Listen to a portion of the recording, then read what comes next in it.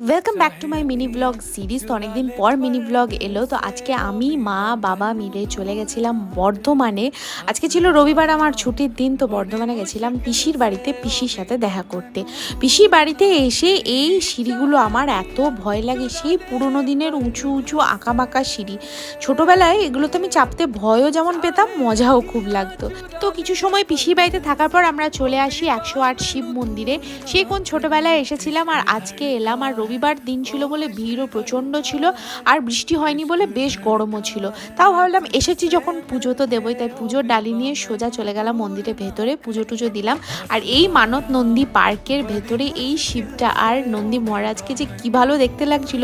দেন ওখান থেকে আমরা সোজা বাড়ি চলে আসি। আর হ্যাঁ, একটা কথা, আমি ইউটিউবে সেকেন্ড চ্যানেল ওপেন করেছি, যেটার লিঙ্ক কিন্তু ডেসক্রিপশনে দেওয়া থাকবে। প্লিজ তোমরা চট করে যাও, চ্যানেলটাকে ভিজিট করো, খুব ভালো ভালো ভ্লগও আছে, অ্যান্ড সাবস্ক্রাইব করে দাও। Tata, by.